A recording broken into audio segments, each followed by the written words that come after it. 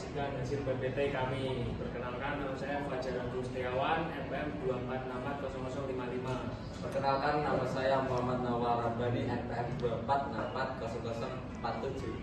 Perkenalkan, nama saya Gustavo Gezel Fardia Ulha, NPM 2464027. Saya Saimana Salwa, NPM 2464071. Saya Agatha Yusya Marito, NPM 2464053.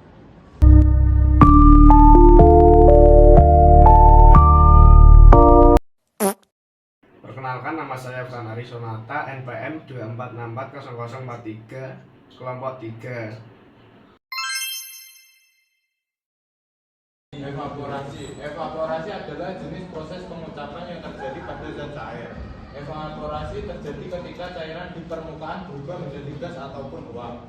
Hal ini terjadi setiap hari di bumi. Contohnya pada air dari lautan yang berubah menjadi uap. Proses tak kasat mata ini disebutkan evaporasi. Proses evaporasi ini membantu kita dalam kehidupan sehari-hari. Misalnya ketika menjemur pakaian, maka pakaian akan mengering setelah beberapa saat karena panas matahari.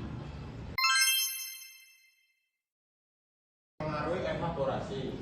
1. Suhu. Jika suhu lebih tinggi, molekul-molekul dalam satuan zat akan bergerak lebih cepat dan akan menghasilkan energi kinetik yang lebih tinggi. Hal ini akan menyebabkan evaporasi terjadi lebih cepat. 2. Luas permukaan. Ketika suatu zat memiliki luas permukaan yang lebih besar, zat itu akan menguap lebih cepat. Misalnya saat mengeringkan pakaian, maka baiknya pakaian dilebarkan agar permukaan lebih banyak terpapar panas.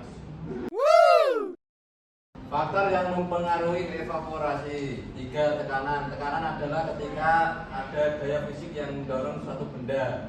Oleh karena itu, jika ada lebih sedikit tekanan pada suatu zat, maka zat itu akan menguap lebih cepat.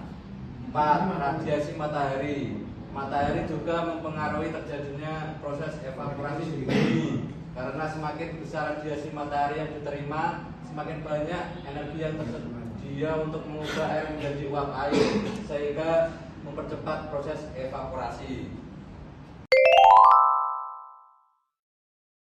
Penyebab evaporasi. Ketika suatu cairan dipanaskan, molekul cairan harus mendapatkan energi kinetik. Saat molekul cairan memperoleh energi kinetik, molekul mulai menyebar dan bergerak lebih cepat. Hal ini menyebabkan zat cair berubah wujud dari cair menjadi gas. Tujuan evaporasi: 1. Mengurangi zat cair. 2. Untuk memekatkan larutan. 3. Menurunkan aktivitas air dengan cara meningkatkan konsentrasi solid terlarut sehingga bahan menjadi awet. 4. Pengolahan pembuatan gula. Kelebihan evaporasi: 1. Bermanfaat untuk lemari pendingin atau kulkas pada proses pendinginan. 2. Mengurangi berat yang bermanfaat untuk mengurangi biaya penyimpanan transport. 3. Menurunkan demam dengan cara mengkompres orang yang sakit.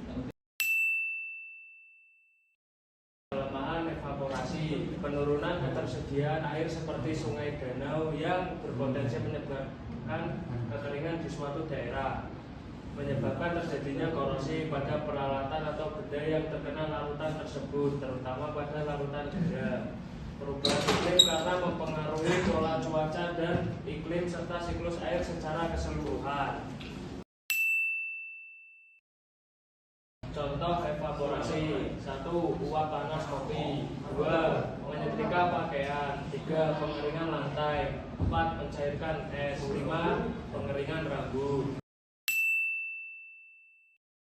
Evaporasi. Metode pengukuran evaporasi dapat dibagi menjadi pengukuran langsung dan tidak langsung. Pengukuran langsung melibatkan penggunaan alat seperti 1. Panci penguapan evaporation pan. Alat ini merupakan bejana terbuka yang diisi air dan perubahan volume air akibat penguapan diukur secara berkala. 2. Lysimeter. Alat ini digunakan untuk mengukur evaporasi dari tanah dan tanaman dengan mengukur perbedaan berat tanah sebelum dan sesudah penguapan. Metode tidak langsung estimasi menggunakan persamaan atau model berdasarkan data iklim seperti suhu, radiasi matahari, dan kecepatan angin. Metode ini terbagi menjadi 3 diantaranya. Satu, metode neraca air, menghitung evaporasi dengan mengukur semua masukan dan keluaran air dalam suatu sistem dan evaporasi dihitung sebagai selisihnya. 2. Metode berdasarkan iklim, menggunakan persamaan empiris atau model yang menghubungkan evaporasi dengan variabel iklim seperti suhu, radiasi matahari, kecepatan angin, dan kelembapan udara.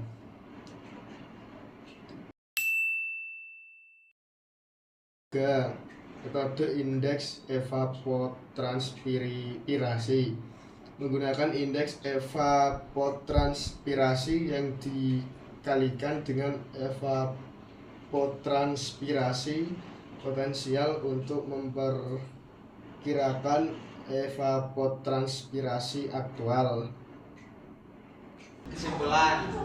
Proses perubahan zat cair menjadi gas atau uap di permukaan zat cair yang terjadi karena adanya energi panas atau kalor yang cukup untuk penguapan molekul air.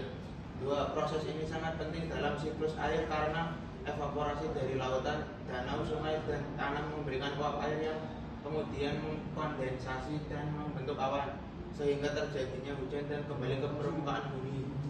Sekian penjelasan dari kelompok kami. Mohon maaf jika ada salah kata. Wassalamualaikum warahmatullahi wabarakatuh.